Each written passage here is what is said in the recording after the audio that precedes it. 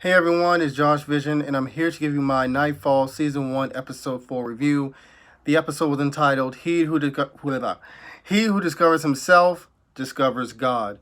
So, this episode was about Landry trying to find out the meaning of the scar that was on, the wrist of the Saracen who died in the previous episode.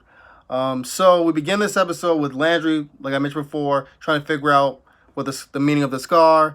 He holds a meeting with his fellow brothers and talks about how the Saracen was of use to the Templars, and that even though there's some people who believe, due to the fact that he was a Saracen and that he may be considered like a pagan, that he was still useful, like I mentioned before, and that his death was an unnecessary death and it was shall be punished accordingly, and they're going to figure out who did it. So he leaves Brother Gawain, in charge of the investigation into who killed the Saracen. He tells Tancred that he's going to go off to find out the meaning of the scar by basically visiting a pagan on the outskirts of town named Jonas. And basically he also tells Tancred that he's going to be helping, Gawain in his investigation, even though Gawain doesn't know that Tancred's supposed to help him. So either way, Landry visits Jonas, and Jonas does this weird psychedelic crap, whatever, in which he puts something in Landry's eyes, like some type of liquid, that has Landry flash back to, his life before he became a Templar. From the time in which his mother gave him up to this orphanage, whatever, to the time that he actually met Godfrey when he was around, I believe, probably 8, maybe 10 or 12, around that age range, So the whole thing with the whole Godfrey situation was that Godfrey was being hunted down by this Cathar. And this Cathar basically is someone of the many branches of the Christian faith around, probably that had a big influence, I believe, in southern Italy and like northern France or something around the 11th or 12th century. And I believe they were part of the Gnostic Christian group. Either way, this guy was after Godfrey and the Holy Grail, whatever. And I believe he pays Landry's orphanage a visit and threatens to rip the nun's arm off if she does, like the Father, Son, the Holy Spirit, Son, and all that crap. And he wants to know where the hell Godfrey went. So Landry basically takes a horse and catches up with Godfrey while he's on his way, while he's on the road to Jerusalem. So they spend, the night with each other, and Godfrey tells Landry that you shouldn't be afraid of the wolves, in the woods. They're not gonna cause you any harm. They're not gonna cause you any harm. You should be more concerned with the two wolves in your heart. And Landry didn't get what he meant by that. He says you have the white wolf that's about love and faith, and the black wolf that's about fear and hate. Once you're able to conquer, the darkness in you, the white wolf will shine out like God's glory and all that. So after that, we have the Cathar actually attack Landry and Godfrey. Landry's able to get what the Cathar thinks is a Holy Grail away from him, but it turns out it was all part of an elaborate hoax, and that Godfrey had the Grail on his horse where the Cathar guy wouldn't expect it. But before I finish that off, I'm going to go back to the other storylines.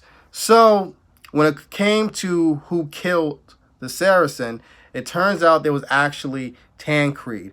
Gawain questioned, obviously, a lot of the fellow Templars. They all had reasonable cause, with their hatred of the Saracens and all that. I believe Percival missed the fact that Pierre was late because him, Pierre, and someone else was actually supposed to work a certain part of the castle together or something. Pierre is then investigated, and Pierre missed the fact that he was late because he was hungry and he ate some bread and some grapes and all that. But he did, once again, say that he didn't have a damn thing to do with the Saracen's murder. After that, Tancred comes in, or I believe Tancred comes in basically near the end of Pierre's questioning.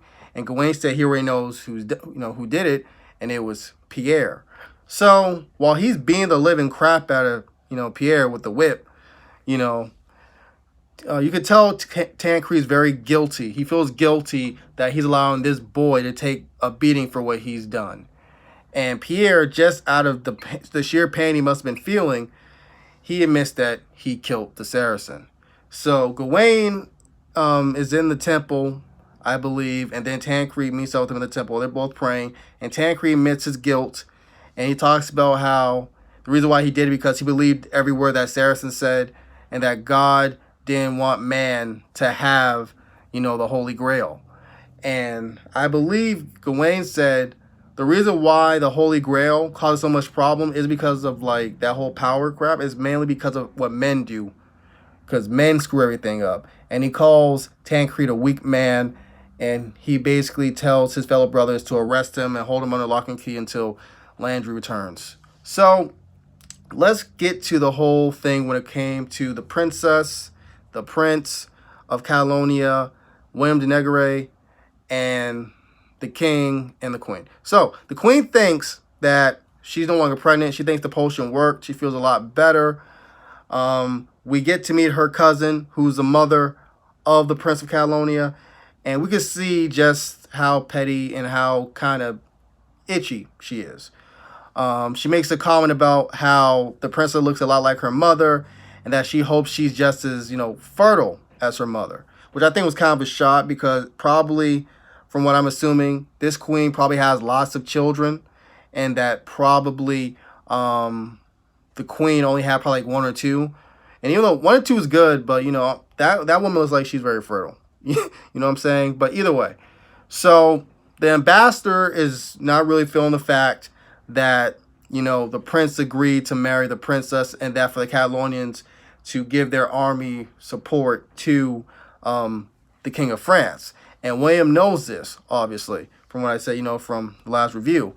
So he works out a plan, with the guy, basically telling him to tell the queen that the princess isn't innocent, that she's not a virgin. And that'll break up plans and all that stuff. So what happens is that it totally took a turn for the worse that William did not really expect. Then again, you never know William. He probably did expect it, even though but he's a very good actor and, a very good manipulator. But basically, she's the queen tells her son that they're leaving, and that she was told by the ambassador that the princess is basically tainted goods, essentially.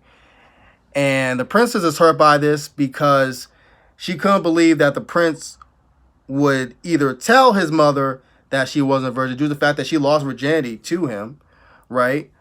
But also the fact that he would go along with it and not try to at least oppose it, So there's this big argument that happens between the King of France and the Queen's cousin, the Queen of Catalonia. And basically there's this thing in which they have to see if the princess is a virgin. If she's a virgin, okay, cool, the marriage is still on. But if she isn't, she's going to be tainted and known as a slut and all that crap.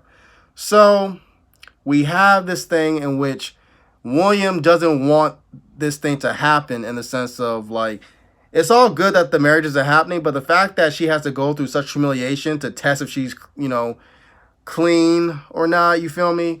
That he doesn't want that, because we all know how much he actually loves and cares for the girl, And I believe the ambassador kind of joked about that. Then William almost cut his throat if the ambassador didn't stop him like at the last moment, and reminds him that it benefits both parties if this marriage does not happen either way.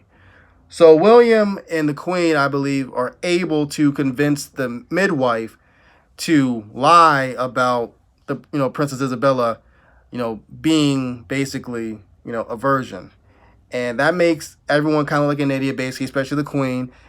Queen of Catalonia. So the French queen, the queen, princess mother, is like, don't you ever call my daughter like that, basically. And to know your role, essentially. So after that, the midwife, is told by the queen that she's going to give her husband a higher position in court. And the midwife tells the queen that she can tell that she's pregnant or with child. And she was like, no, I'm not with child. She's like, listen, I've, midwife plenty of children, and I can tell pregnant women, and you are deaf pregnant, and she gets her advice for clothing and material and all that crap, and all that good stuff. So that was kind of the gist of the episode, besides the whole thing with Percival and Adelina, and when Percival tells Adelina about why he wants the necklace back, basically that his wife gave it to him, and that Roland is the one that killed his wife, and he wants to kill Roland. So Adelina basically realized that Percival is not this, dickish kind of, Christian, Knight Templar guy, you know what I mean? But there's more to his character, basically. So even though she was kind of leading him to a trap, she changed strategy last minute. She tells him the whole thing about Roland. She tells him about the whole intentions of the plan, and she gives him his wife's necklace back, and says that, your wife will want you to live to get your revenge at a later time, and that it's not the right moment to try to get your revenge. So they both leave. So after that, to end the episode review, we have Landry remembering where he saw that mark on the Saracen's arm before. And it was basically, like I said before, around the time in which he met Godfrey. But basically, the episode kind of ends with him and Godfrey in a desert, and they're looking at this group of Islamic people, but they're called the Brotherhood of Light. And the guy and Godfrey kind of communicated through the orange. And Landry gets back to reality, and he speaks with Jonas, and Jonas tells him that the Brotherhood of Light is like a secret assassins group, and what people know about, but they know very little information, about. So that's kind of how the episode ends, you guys. If I miss anything, write down below in the comments. Thank you guys for watching. Josh Vision, adios.